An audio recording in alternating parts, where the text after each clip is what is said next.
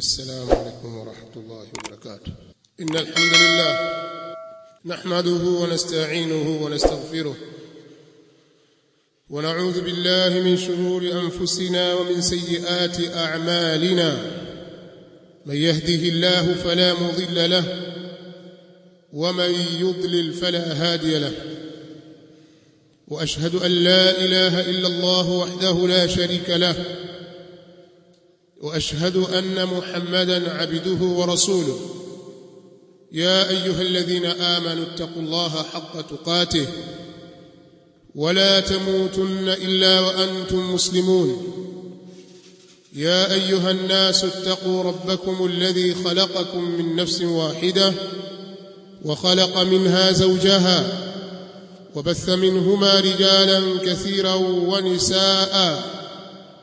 واتقوا الله الذي تساءلون به والأرحام إن الله كان عليكم رقيبا. يا أيها الذين آمنوا اتقوا الله وقولوا قولا سديدا يصلح لكم أعمالكم ويغفر لكم ذنوبكم ومن يطع الله ورسوله فقد فاز فوزا عظيما. أما بعد، فإن أحسن الكلام كلام الله وخير الهدى هدى محمد صلى الله عليه وآله وسلم وشر الأمور محدثاتها فإن كل محدثة بدعة وكل بدعة ضلالة وكل ضلالة في النار. أيها الناس عباد الله، أوصيكم ونفسي بتقوى الله عز وجل فإنه قد فاز المتقون. يقول الله تعالى: ليشهدوا منافع لهم ويذكروا اسم الله في أيام معلومات على ما رزقهم من بهيمة الأنعام فكلوا منها وأطعموا البائس الفقير. معشر المسلمين، sote tunafahamu au wengi wetu tunafahamu kwamba hivi sasa tumo katika masiku 10 ya mwanzo ya mwezi mtukufu wa Dhulhijja, mwezi wa mfunguo 3. Siku 10 hizi za mwanzo za mwezi huu wa Dhulhijja, Allah subhanahu wa ta'ala kupitia mtume wake sallallahu alayhi wa alihi wasallam ametupa habari ya kwamba kufanya amali katika siku hizi, amali njema, ni bora kuliko kufanya amali njema katika siku nyingine yoyote. Kufanya amali njema katika siku hizi 10 za mwanzo wa mwezi wa mfunguo 3 ni bora, fadhila zake ni kubwa kuliko kufanya amali njema katika siku nyingine yoyote. Mtume sallallahu alayhi wa alihi wasallam katika hadithi sahihi aliyopokea al-Imam Abu Daud kadhalika al-Imam Ibn Majah katika sunani zao kutoka Ibn Abbas radhiyallahu ta'ala anhuma, anasema sallallahu alayhi wasallam: ma min ayamin al-amalu as-salihu fihin ahabbu ila Allah min hadhihi al-ayyam al-ashr. Hakuna siku yoyote amali njema katika siku hizo ni bora zaidi kuliko amali njema katika masiku haya 10. Hakuna siku yoyote ambayo amali njema inakuwa ni bora zaidi na inapendeza zaidi mbele ya Allah subhanahu wa ta'ala kuliko katika hizi siku 10. Ma min ayamin al-amalu as-salihu fihin ahabbu ila Allah min hadhihi al-ayyam al-ashr, kuliko hizi siku 10. Hakuna siku yoyote ambayo amali njema katika siku hizo ni bora na inapendeza zaidi kwa Allah tabaraka wa taala kuliko katika siku hizi 10. Al-Imam al-Hafidh Ibn Hajar rahimahullahu ta'ala katika kuelezea ubora wa siku hizi katika kitabu chake Fathul Bari ambao ni sharhi ya Sahih al-Bukhari, anaeleza kwa kusema walladhi yadhhar anna as-sababa fi imtiyazi 10 min dhil hijja limakan ijtima'i ummahati al-ibadati fihi, anasema na lile ambalo linadhihiri, jambo lililodhihirika ni kwamba sababu ya kutengeka kwake kuwa ni siku za kipekee hizi siku 10 katika mwezi wa mfunguo 3 ni kwa sababu ya ile nafasi ya kukusanyika misingi ya ibada ndani yake. Zile ibada kubwa zinakusanyika ndani ya siku hizi. Pengine sababu ya dhahiri inavyoonekana, pengine sababu iliyopelekea ubora wa siku hizi ni mkusanyiko wa ibada hizi nyingi kubwa, zote zikawa zinapatikana ndani ya siku 10 hizi. Wa hiya as-salah, na ibada zenyewe ni swala. Kama inavyopatikana swala katika siku nyingine, hupatikana katika siku 10 hizi za mwanzo wa mwezi wa mfungo 3. Kadhalika as-siyam, watu hufunga kwa kukithirisha amali za khair. Watu hufunga kwa wingi katika siku hizi. Mtu anaweza kufunga siku 8, mwingine akafunga siku 9, mwingine chini ya hapo. Alhasil, hupatikana kujikurubisha kwa Allah tabaraka wa taala kwa njia ya saumu, wasadaqa, na watu kutoa sadaka, walhajj, na hajj. Wala yati dhalika fi ghairihi, na hilo haliji katika isiyokuwa siku hizo. Halipatikani jambo hilo nje ya siku hizi. Pengine ukapata saumu huko, ukapata sala, lakini haji isipatikane.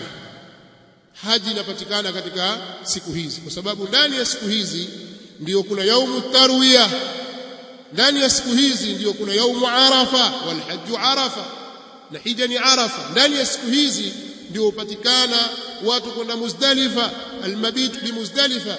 Kadhalika hupatikana katika siku hizi yaumun nahri, siku ya kuchinja, na watu wakapiga mawe katika aljamarat.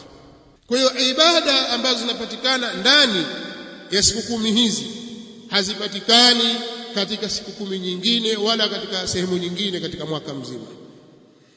Kwa hiyo pengine sababu ya dhahir, Al-Hafidh Ibn Hajar anatueleza sababu ya dhahir pengine hiyo iliyopelekea kufadhilishwa siku hizi. Allah subhanahu wa ta'ala katika kitabu chake katika suratu Al-Hajj alipoidhinisha na kumwambia Ibrahim alayhi salatu wassalam awatangazie watu waelekee Makka kwa ajili ya hajj, alipomwambia wa'adhin fi an-nas bil hajj ya'tuka rijalan wa ala kulli dhamirin ya'tina min kulli fajjin 'amiq. Allah subhanahu wa ta'ala katika aya inayofuatia akasema liyashhadu manafi'a lahum, ili wakashuhudie manufaa yao, faida zinazopatikana katika safari zao za haji, faida au fawaid ambazo ni za kidunia na za akhira, ad-dunyawiyya wa ukhrawiyya, faida za kidunia na faida za kiakhira. Wayadhkuru isma Allahi fi ayamin ma'lumatin, ili walitaje jina la Allah tabaraka wa taala katika siku maalum. Ibn Kathir rahimahullahu ta'ala katika tafsiri yake akaeleza kwamba Ibn Abbas radiyallahu anhuma as-sahabi al-jalil hibru hadhihi al-umma, Ibn Abbas ibn ammi wa mtume sallallahu alayhi wa alihi wa sallama akasema ayyam ma'lumat, yani ayyam al-ashr. ويذكر اسم الله في أيام معلومات, na walitaje jina la Allah katika siku maalum.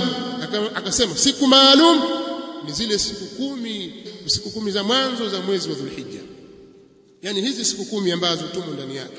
Kwa hiyo ni katika ayamu vile vile adh-dhikri wat-tahmidi wat-tahlil, ni siku za kumdhukuru Allah tabaraka wa taala kwa wingi na kumhalli Allah tabaraka wa taala. Kadhalika ni siku ambazo watu watakiwa wamhimidi sana Allah tabaraka wa taala, ni ayamu dhikr. Haya ndio ambayo yanaelezwa na Al-Qur'an alkarim. Kwa hiyo ambayo tunayavuna kupitia maneno ya Allah subhanahu wa ta'ala na maneno ya mtume sallallahu alayhi wa alihi wasallam ni kwamba tunatakiwa tukithirishe a'mali za khairi katika siku hizi. Nasallallahu lana wa lakum al-afia was-salam. Alhamdulillahi rabbil alamin wal 'aqibatu lil muttaqin wa la 'udwana illa 'ala adh-dhalimin.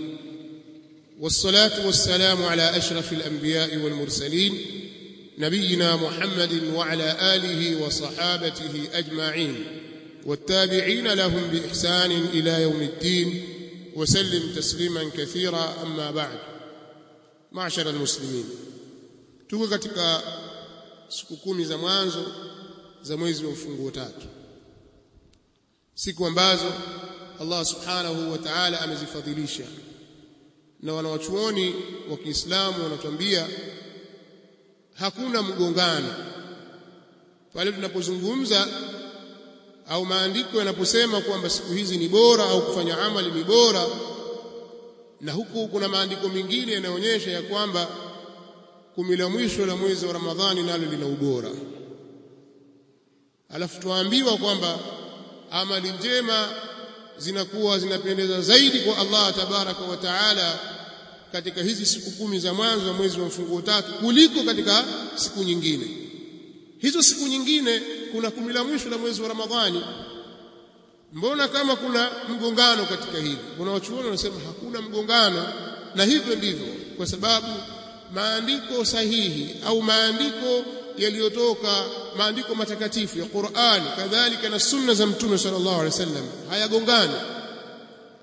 Njia ya kupita hapo wanasema ni usiku 10 la mwisho, usiku wake katika mwezi wa Ramadhani, usiku ule wa zile siku 10 ni bora kuliko usiku wa aina yoyote, kwa sababu ndani ya siku zile 10 hupatikana usiku unaitwa Lailatul Qadr.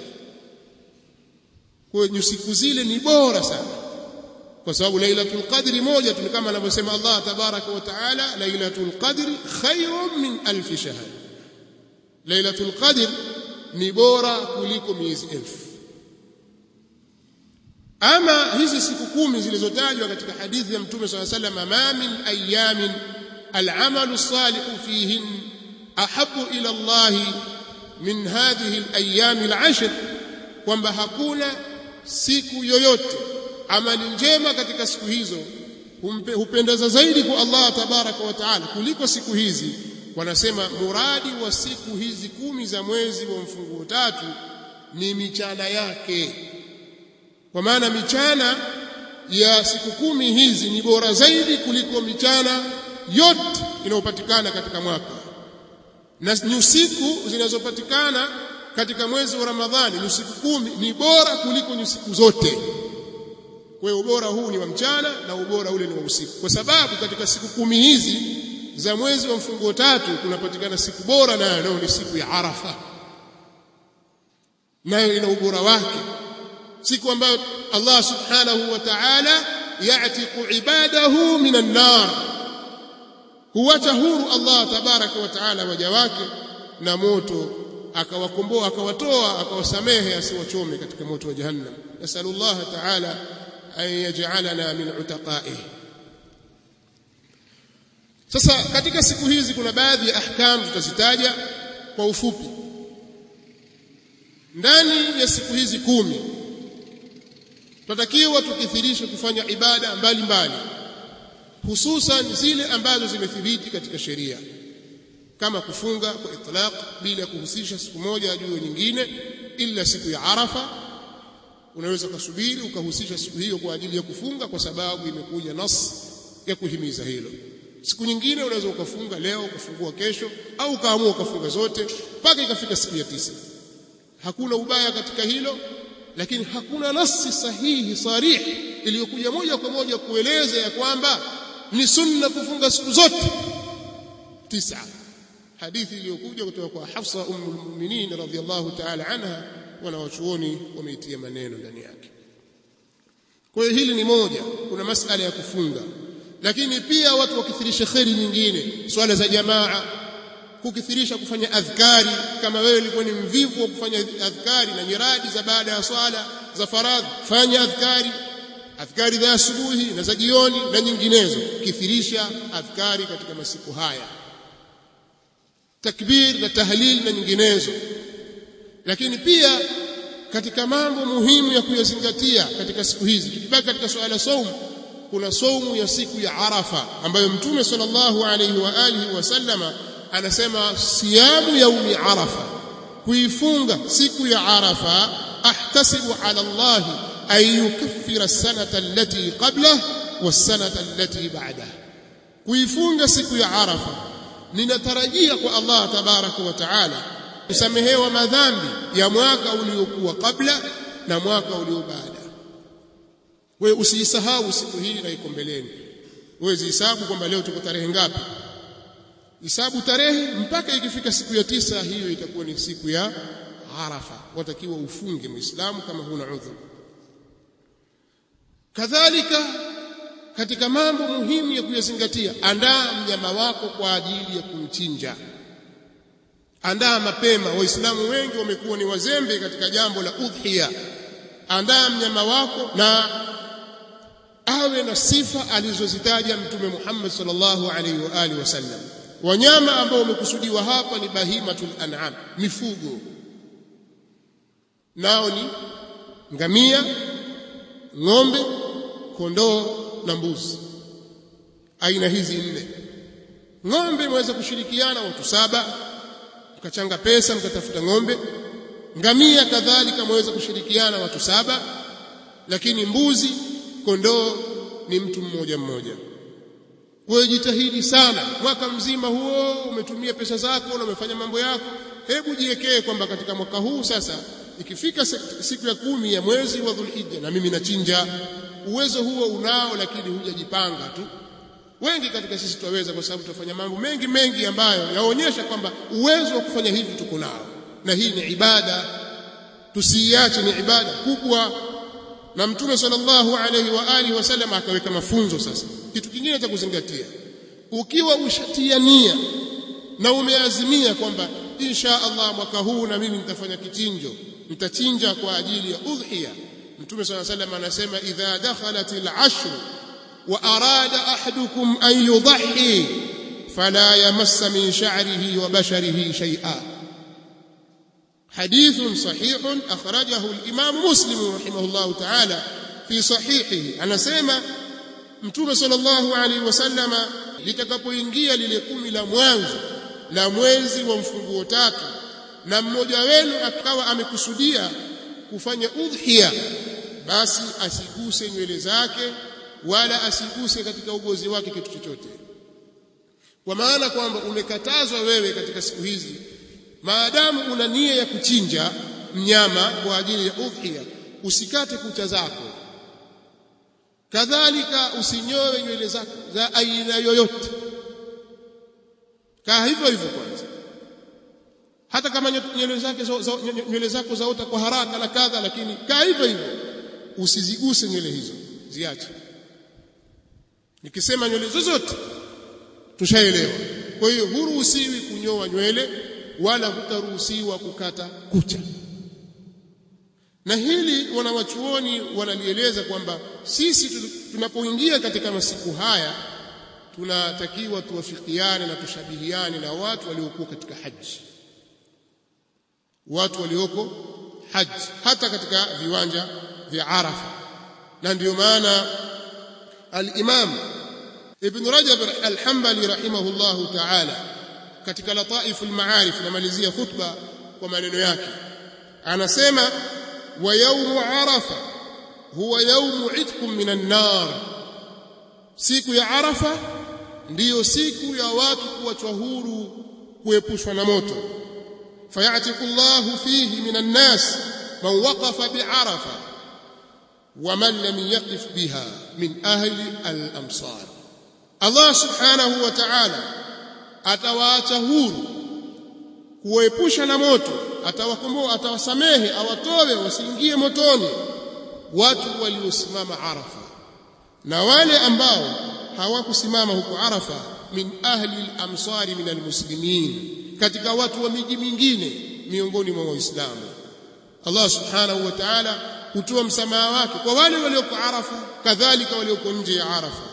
Falidhalika sara al-yawm alladhi yalihi eidan li jami'i al-muslimina fi amsarihim, na kwa sababu hiyo basi ikawa ile siku inayoifuatia siku ya Arafa ndiyo siku ya Eid, ndiyo siku ya sikukuu ya Waislamu katika miji yote, katika sehemu zote za miji ya Waislamu.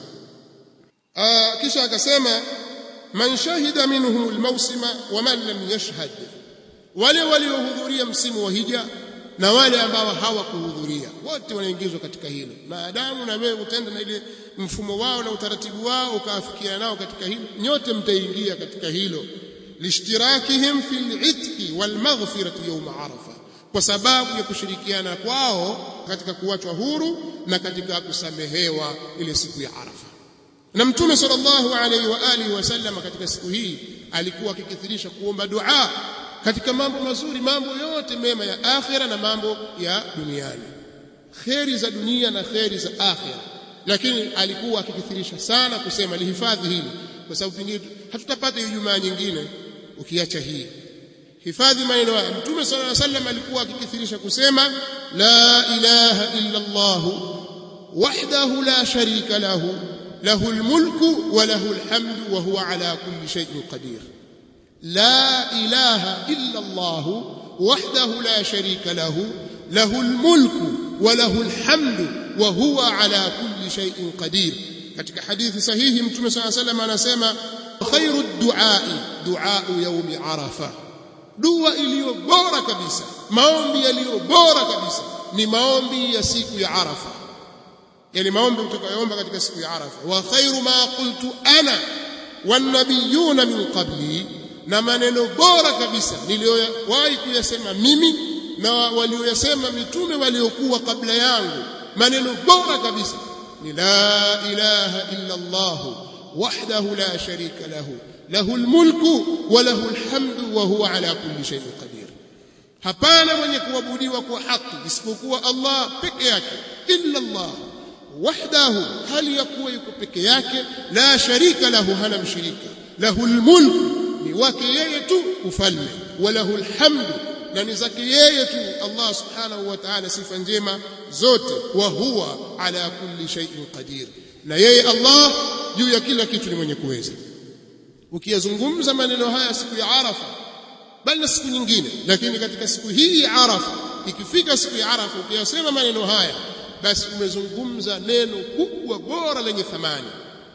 Kwa hiyo utakiwa neno hili ulijue na iwe ndio utaratibu wako katika siku nzima, na huku ukithirisha maombi mengine. Hii ni dua ibada. Lete dua masala, una matatizo yako, shida zako, hajati zako, basi muelekee Mola wako Allah subhanahu wa ta'ala. Na mengineyo katika amalul bir tujishughulishe, lakini tusisahau masala ya kuchinja. Haya masala ya kusubiri nyama za sadaka, haya mambo ni mambo ya kizembe, Waislamu wako nayo sana. Watu wakapigania vipi kuna nyama, hakuna hivi. Haya ni mambo ya kizembe, tabia hizi watu waziache. Wengi katika sisi twaweza, ukijipanga mwaka mzima kutafuta 70,000, 60,000, hata 100,000 kwa ajili ya kupata mnyama wa kuchinja, waweza. Chinja kwa ajili ya Mola wako. Nyinyi mwachinja kwa ajili ya mambo mbalimbali. Jamii yetu imezongwa na mambo mbalimbali, watu huchinja kwa sababu ya mambo haya. Akitumwa na mganga wake, lete mbuzi ataleta, lete kondoo ataleta, lete kuku wanne ataleta. Watu wakifanya matambiko, watu wakifanya ngoma za mashetani kadha wa kadha, watoa mbuzi wakipeleka. Toa mbuzi kwa ajili ya Mola wako, jikurubishe kwake. Nyama wale mwenyewe bwana, la yanala Allah luhumuha wala dimauha, zile nyama zile za wanyama wenu mnawachinja hazimfikii Allah hata kidogo, hata tone wala damu, vyote hivyo mvenu nyinyi wenyewe. Chinja tu kwa ajili ya jina lake. Samillaha wa kabbir, kama ilivyokuja katika hadithi ya Mtume sallallahu alayhi wa alihi wasallam kwamba dhaha Rasulullah sallallahu alayhi wasallam bikabshaini amlahaini aqranaini. Mtume sallallahu alayhi wasallam alichinja kondoo wawili amlahaini, walio wa kijivu, aqranaini, wenye pembe. aliwachinja mtume sallallahu alaihi wasallam biyadihi, na akaweka mguu wake juu ya shingo yake akachinja. Wasamma Allah wa kabbar, wasamma wa kabbar, akasema bismillah Allahu akbar. Fanya hivyo ndugu yangu katika imani, na Allah subhanahu wa ta'ala atakulipa katika khairat za dunia na akhirah. Allahumma inna nas'aluka ridhaka wal janna wa na'udhu bika min sakhatika wan nar. اللهم أرنا الحق حقا وارزقنا اتباعه وأرنا الباطل باطلا وارزقنا اجتنابه. اللهم اغفر لنا ولإخواننا الذين سبقونا بالإيمان ولا تجعل في قلوبنا غلا للذين آمنوا ربنا إنك أنت رؤوف رحيم. قوموا إلى صلاة. Hii ni Wajawema Online TV. Hapa ni elimu tu.